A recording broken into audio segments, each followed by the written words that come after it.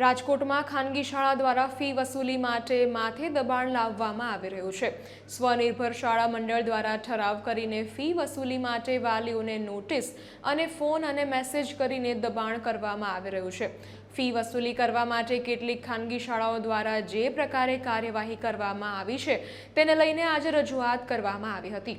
જો કે વાલી મંડળ દ્વારા કરાયેલી રજૂઆત છતાં શિક્ષણ વિભાગે હાથ ઊંચા કરી દીધાનું જાણવા મળ્યું છે।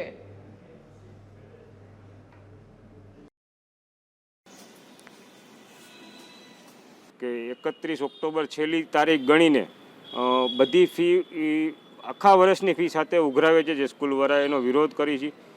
25% રાહત મળવી જોઈએ, દર વખતે ફી ભરતી વખતે મળવી જોઈએ, એ છેલ્લા ટર્મમાં આપે છે। 1 થી 3 ટર્મની તમે ફી ભરો, ચોથા ટર્મની માફી। તો કોઈ વાલીઓને અત્યારે સગવડતા ન હોય તો એ ફરજિયાત 6 મહિનાનો ચેક લે છે। આવતા દિવસોમાં દિવાળી પછીના સત્રનો 6 મહિનાનો ચેક બી એડવાન્સ લે છે। FRCની ફી જે 2 વર્ષથી જમા છે એ એમાંથી બાદ નથી કરી દેતા। ખાલી ને ખાલી બધી પ્રકારે સ્કૂલ સંચાલકો ફી ઉઘરાવવા માટે જ મહેનત કરે છે। સરકારના પરિપત્રની સામે 7/10ના પરિપત્રની સામે એક ગેરકાયદેસર ઠરાવ બહાર પાડ્યો છે સ્વનિર્ભર શાળા સંચાલક મંડળે કે 31/10 સુધીમાં તમે ફી ભરો, નકર 25% રાહત નહીં મળે। એ અમારી રજૂઆત હતી કે ભાઈ તમે શાળા સંચાલક મંડળના પ્રમુખ સામે નોટિસ કાઢો અને એની પર શિક્ષકને દંડાત્મક કાર્યવાહી કરો।